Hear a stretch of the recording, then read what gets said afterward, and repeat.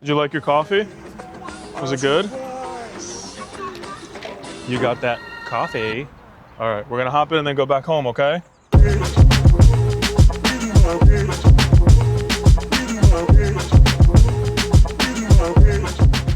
Yeah, I think as a creative, a lot of the times people will kind of see final products. Consumers will see like the final output of something you've worked on. But as a creative, my faith influences all the decisions that I make, you know, behind the scenes. Whether it's making a song and trying to be like super intentional with lyricism, or even like production and things like that, to the conversations that I have with, you know, people at work or people in the studios, or just meeting people out and about and building these relationships with them. I feel like my faith is always at the center of it, because I think anyone as a Christian that's serious about their faith is, it's not like Mikey plus faith. My faith is who I am. Like, it's my identity, right? Which is in Christ. And that's just how it's been since, you know, I gave my life to Christ years ago. But yeah, it influences all my decisions, like the way that I treat people, the way that I want people to feel welcome when they walk into a room, regardless of whether we see eye to eye on things. And that could be from, you know, like a hot topic, you know, touchy subjects, to music and production. You could be in the studio with people and not always be seeing eye to eye on things, or how something should sound, or what we want the final product to sound like. But I think when your faith is at the core of your, you know, component, like, you're always able to lead with that, and you always have something to turn to when things might get derailed, right? Because none of us are perfect, but the fact that we have that, the fact that I have that to always guide me and to bounce back on and to pick me up when I'm messing up or dropping the ball is super, you know, super encouraging. So, man, my faith guides. I try to let it guide all my decisions. Obviously, sometimes it may not seem like it does, because I mess up and I'm hot-headed and all this stuff. Again, being where I'm from and growing up in the family that I grew up in, my big, lovely, like, Hispanic family, like, we're just always very expressive and opinionated and loud. And I've had to kind of humble myself over the years. You could ask my mom. Her and I used to butt heads all the time, but, you know, I love her. That's my, you know, my lady, my best friend. And now, as I've gotten older and matured in my faith, we're able now to just talk and listen more. So, just grateful for grace every single day, and just for, you know, God's mercy and me always getting second chances, because, I mean, He knows I need them. So, yeah, just really want my faith to just guide everything I do and everything I say. All right, that's good. Is it on? It's on here. Is it recording? In case I like leave you guys, put this in your pocket. How do I record? Oh, you're already recording. One thing that we love to do, me and my boys will come here after either a studio day or just really anything, just kicking it. This is the best shop in, like, the vintage game that I've seen in a long, long time. It's called Nothing New, and they basically have, like, everything that you could think of from every era, every single different style, and it's organized super well. So their denim selection's amazing. All their workwear is, like, clutch. Tees are organized from, like, all old, like, athletic tees, NASCAR tees, like, all this different type of stuff. So I figured we could come here. We've just been chilling all day, so wanted to kind of show you guys where I draw inspo from, clothing-wise, from my own design to other stuff. And then also, a lot of the music that I'm making now has, like, almost like an old school vintage kind of vibe. So I feel like coming here really helps me get in the right mindset and lock into, like, anything else that I would make in the studio. I try to make all my stuff really, like, synonymous and on brand. And my mom has always told me, she's like, I feel like you were just born in the wrong decade, because of the way that I've always dressed and stuff. So I'm excited for you guys to check this place out. This place is super dope. So they've got their own stuff too that they'll press. Like, they'll press on old stuff too. So they'll do some branding things for Nothing New, which is really cool. So this is all local stuff. I'm trying to see if I can find some local pieces, some little Carolina ones. Oh, dude. Oh, that's so sick. Oh, wow, that's not bad at all. Dang, that's clean. These are my joints. Just faded Nike, like old ACGTs and all that stuff. That's crazy. Look at the wash on that thing. Can't go wrong. Classic black.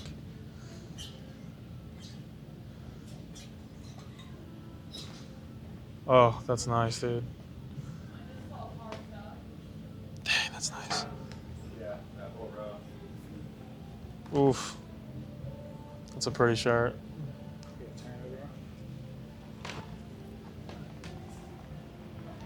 Very worn. With the fraying around the collar. Tips. Like, this is clean. That one goes great. Yeah, this one is actually really Yo, if you're loyal. not gonna cop it, I will. Yeah. How It's much a little, I think the sleeves would be too tight on me. 70. Dang, dude. Like, they just don't make them like this. Look at these drawings. Nobody's making stuff like this. Or they're trying to, but it's just not, it's not authentic. Look at that, dude. It's literally art on a shirt. It's amazing. How big of an impact do you think clothing has on your music, or like fashion? Yeah. Like, I would say pretty big. I think even if it's not from like the sonic perspective, it would be more from the branding perspective. A lot of the stuff that I make, whether it's in design or visual arts or graphics, covers, how I roll stuff out, the fonts I edit with, I think I definitely draw inspo from like more of like an 80s, 90s, early 2000s kind of vibe. And a lot of my stuff on my pages, I'm usually not wearing like name brand or designer things that are like newer. I'm always wearing like older stuff. So I think I was telling Sean earlier, I feel like it's very, like I was almost like born in like the wrong kind of like decade when it comes to clothing and like fashion, because I've always dressed with like older stuff. So seeing it like pop off now is, you know, is cool. But yeah, from a music and art perspective, I think it influences me a lot. And it's something that I've loved building with my boys too, especially Elias.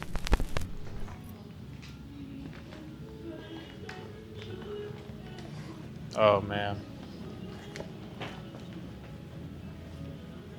It's too small. Too small. It's clean though. That's one thing my son got for me is my big head. I feel bad, bro. I feel bad. Look at that, dude. Like, no one's making stuff like this anymore.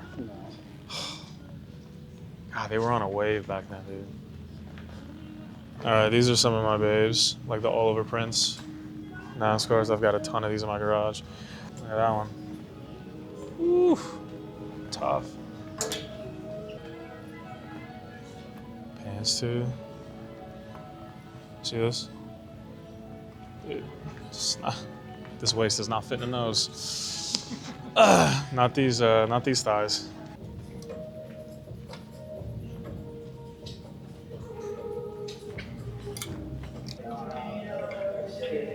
Crazy. All right. Let's check out the sports. That's what I need.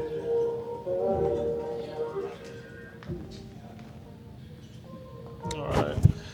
So this is a lot of like some Olympics, just crazy colors. Like, look at that, dude. That's an insane shirt. I might try this. I might try this on. I might have to try that on. Oh my gosh, dude. Oh my gosh, dude. Flip it around, bro. Yo. I might have to try this on too. How much? That is crazy. How much is it? 50 It's not bad. times 2. Oh.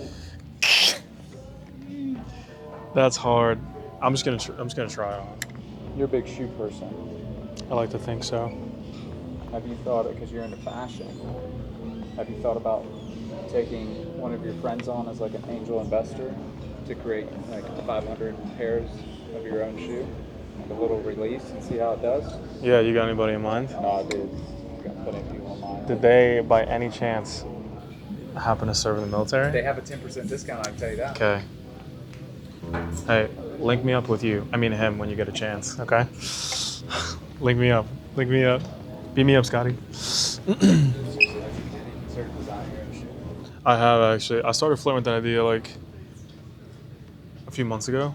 I was online just taking my designs and trying to spiral them around, but I don't know. That's like different because it's like custom made. You have to go with like a manufacturer. It would take time, but I feel like we could make something pretty sick. I don't know. I might look more into it. Do you think living in Charlotte makes it tougher to collaborate with other people for creative purposes? I think if you would have asked me that like years and years ago before I got into it, I would say yeah. But there's so many up and coming things going on in Charlotte, and now with the power of like social media, everything is like, it's so easy to talk to people now. And then being intentional and meeting up in person is even better. But dude, you could do everything online and, you know, through like calls and FaceTime and stuff. And I've learned like in the lane that I'm in, there's so many people that are so supportive and hungry, but to see other people eat and get at it together. I try to surround myself with people that aren't like super selfish, because at the end of the day, from a faith perspective, we're all on the same team anyway.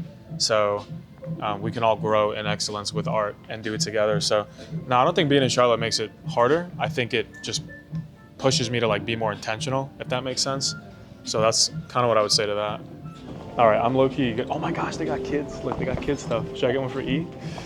One thing that's been on my heart a lot lately is how I feel like people in the Christian lane when it comes to art are not pursuing it with like excellence, you know? And us as believers, when we have the name of Christ like tatted on us, we need to not try to be better than everybody because it's about us, but because of who we're representing.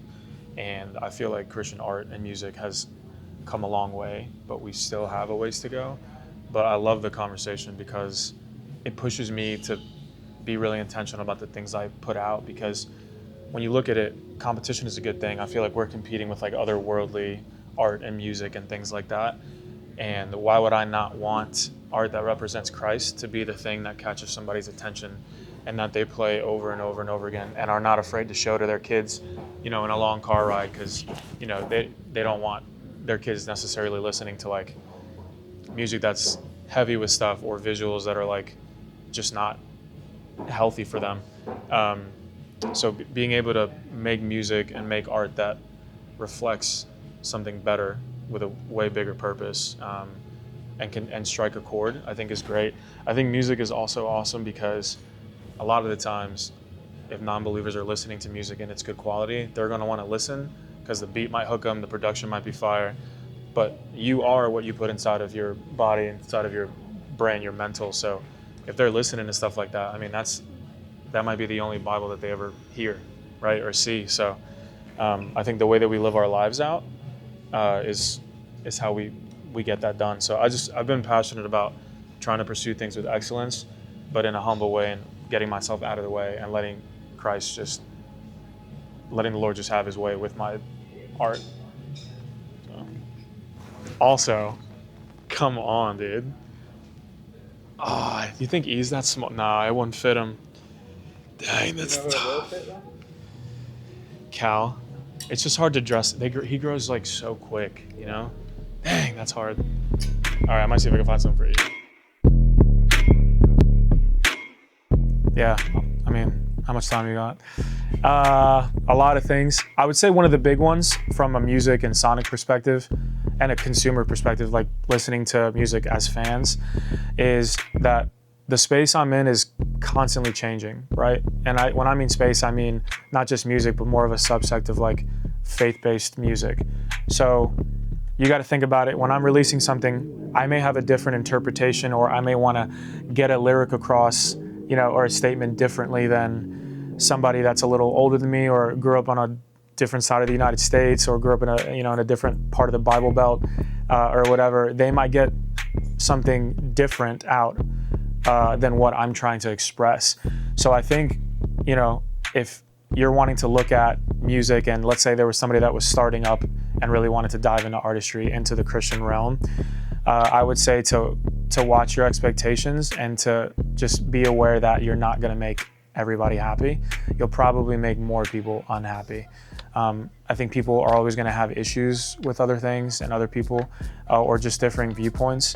But I would just say, I would just speak encouragement over it and just learn to stay true to yourself and stay true to the convictions that God gives you. I think when you write, lyrics are just so intentional, you know, they're not accidental. Nobody drops a song and they're like, oh, I can't believe I said that, or I forgot I said that. No, you recorded it, you knew what you were saying. So there's always a plan of intentionality. So yeah, if you're looking at this lane, people are always changing, and with that, this subsect of music, of faith-based music, ironically, is made up of really messed up, imperfect people, and you're gonna have your feelings hurt. You're gonna get smacked around a little bit, but I mean, that's what happens when you just, you know, it's when you work with people that are just, you know, not perfect, and you just got to keep your head down and, you know, keep moving, and that would be my biggest, like, piece of advice for anybody that's in this lane.